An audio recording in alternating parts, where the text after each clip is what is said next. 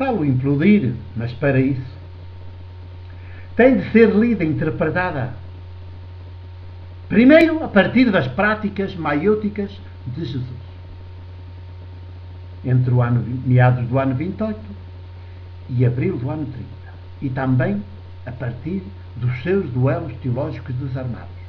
A partir da morte crucificada que a trindade dos poderes em uníssono da época lhe dá, a que o condena e executa a sentença.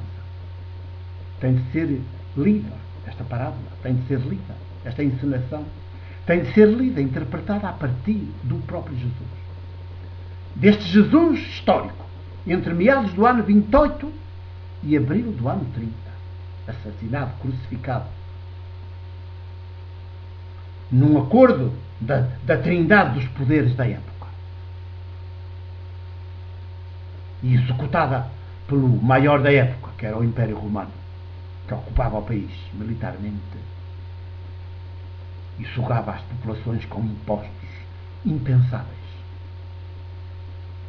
Tem de ser lida, interpretada a partir das práticas de Jesus, das suas palavras maiúticas e dos seus duelos teológicos desarmados contra essa ideologia, essa idolatria.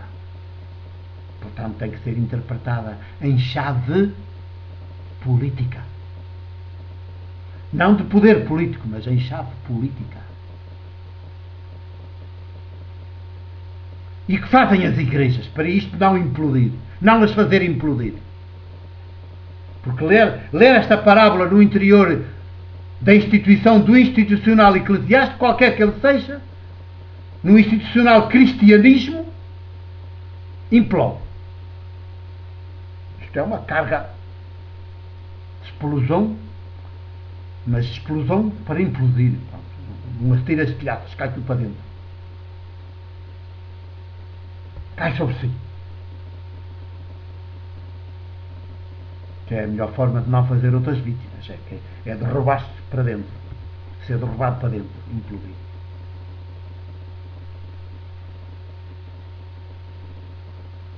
Porque esta parábola diz exatamente o oposto do que se vê fazer à época no Império Romano e do que se vê fazer à época em Jerusalém, no Templo de Jerusalém e na Palestina.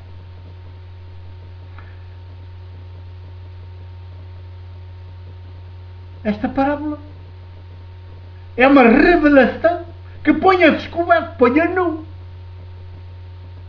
todo o hediondo do projeto de poder político do judaísmo desde David, há 1000 anos atrás.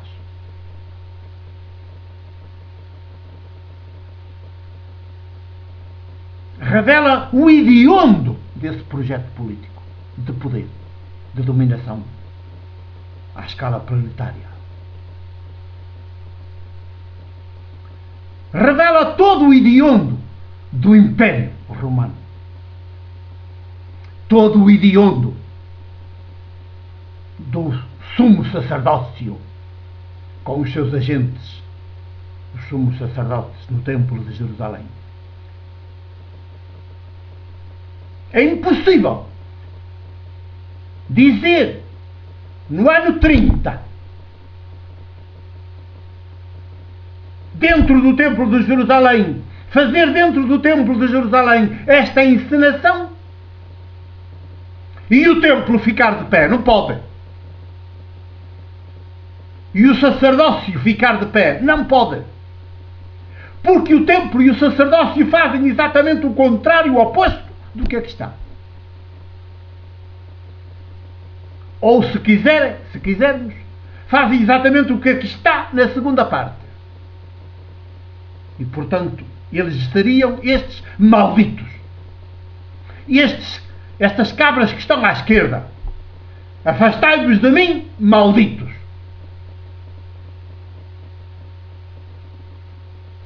Que está preparado E ir para o fogo eterno, que está preparado para o diabo e os seus anjos. Os seus anjos são os seus colaboradores, os seus agentes que executam as ordens que vêm de cima da cúpula, do patrão, do dono, do amo, do padrinho da máfia. O templo é a máfia, o templo de Jerusalém.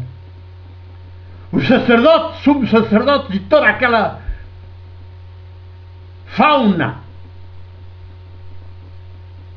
18.000 sacerdotes da época, mais os doutores da lei, mais os teólogos, os fariseus, os escribas, depois mais o rei Herodes e toda a sua corte, e mais o Império Romano e toda a sua corte e todos os seus exércitos.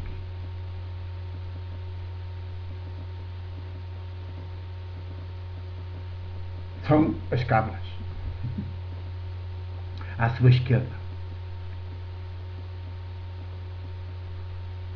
nesta encenação, e eles têm de se ver neste papel, e portanto está tudo condenado ao fogo eterno, que diz aqui na encenação, está preparado para o diabo e seus agentes, seus anjos e seus agentes. O diabo é a ideologia, senhoras e senhores.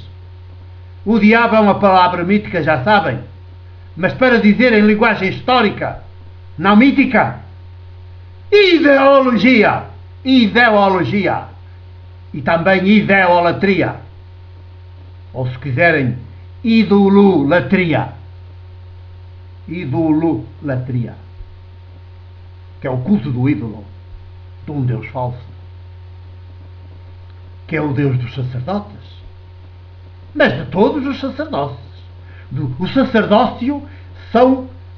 sacerdotes são os agentes do ídolo, do Deus ídolo. Portanto, idolatria, o culto do ídolo, a aberração das aberrações. Para um ser humano é a aberração das aberrações. Porque vou cultuar o meu carrasco, o meu opressor. Não. Cultuar não. Haja modos e dignidade. Pode muito desmascarar, pô-lo a nu, que é o que faz Jesus.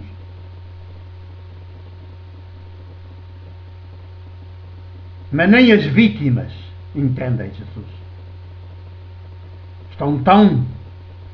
Já estão tão possessas daquela ideologia, daquela visão ideológica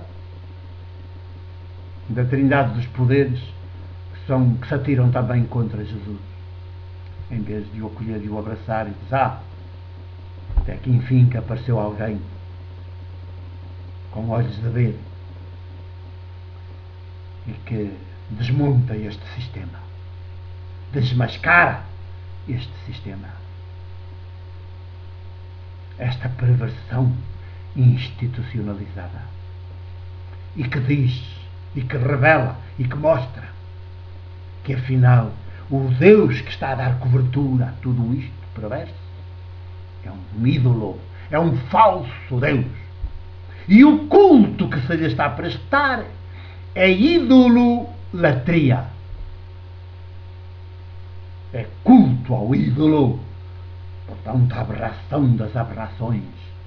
Nunca um ser humano vai tão baixo, nunca um ser humano é tão humilhado como quando rasteja perante um ídolo, seja ele qual for, vista de Senhora de Fátima, ou vista de César, vista de Papa, ou vista de pároco da aldeia, ou de doutor, ou de executivo, Sócrates ou Cavaco.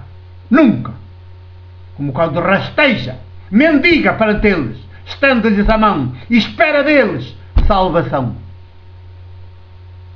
Porque dessa banda sempre vem mentira e assassínio, morte, dominação, mentira, engano.